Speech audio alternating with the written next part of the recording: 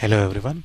Today I'm going to demonstrate how to set up different Numa configurations on Integrity i2 server and how OpenVMS actually detects those changes and how can you see the changes in OpenVMS.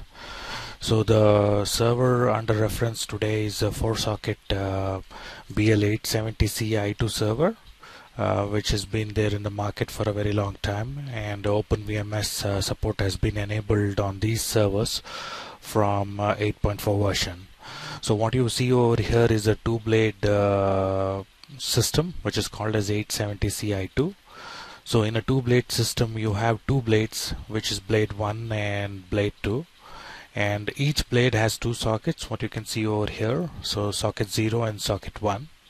So the memory that belongs to socket 0 is called as socket local memory, and that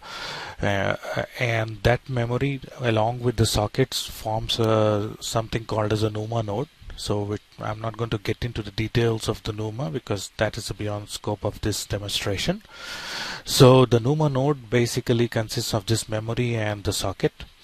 And the Numa node is also called as resource affinity domains in OpenVMS. So we have 4 sockets, 2 sockets in each blade, so that we have 4 Numa nodes, which is called as RAD 0 to 3. And there is a specific another configuration or the memory segment that is called as a interleaved memory. This memory is basically a fragment of memory which is shared across all the different sockets which are there in the blade, and this memory fair access latency to all these sockets that you can see over here. So having said that, there are different ways in which you can configure the Numa memory.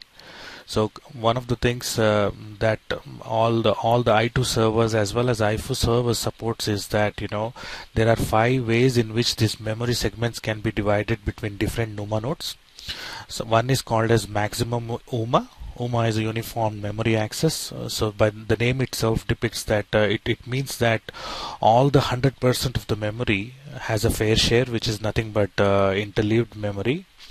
And then there is a mostly UMA in which only 12.5% of the memory is used for local access, and the rest of the stuff is actually put into interleaved memory so that all the sockets get a fair access.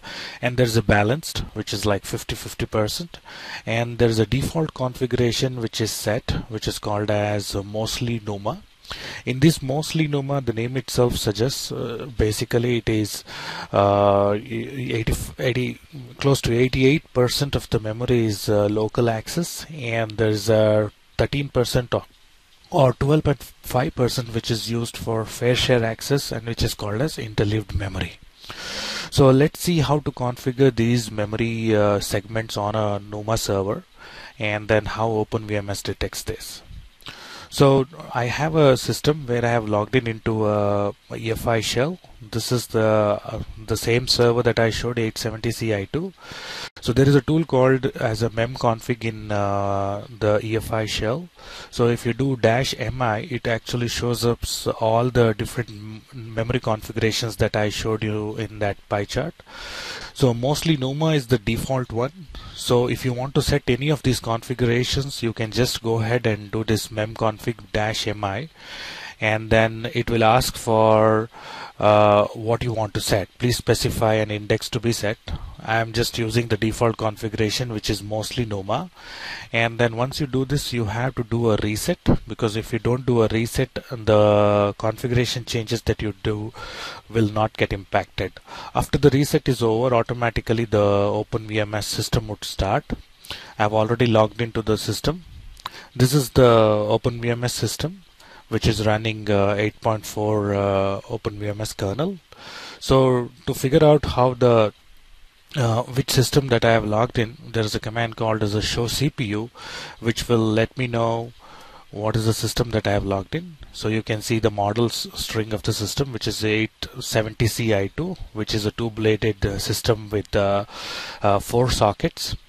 And then to figure out the memory configuration that is there on the system, Basically there is another command called as a command procedure that was written, which is called as a RAD. And if you run that command procedure, so you can see the memory configuration. This is the command procedure. So, and you can see the name of the node and the model string and the memory segments that have been divided. These RAD 0 basically has like 28 GB of memory, and the CPUs belong to that are 0 to 4. And specifically you can see the yellow box that that I showed you in one of the slides over here. So if you see these yellow boxes, right, so let's go back to this one, this ILM. You have 4 sockets and then you have an ILM. So that's exactly what is depicted over here. So each of this socket has 36 GB of memory. Since we have configured this as a mostly Numa based system, so 87 or 87.5% of the memory forms as a SLM, which is nothing but 28 GB and 28 GB. All the 4 RADs or the 4 sockets get 28 GB, and the fair share memory access, which is interleaved memory, gets a 16 GB of memory, and it shows that all the sockets have a fair access to this particular segments of memory. So this concludes my demo how to configure different memory configurations on a RAD based system. Thank you.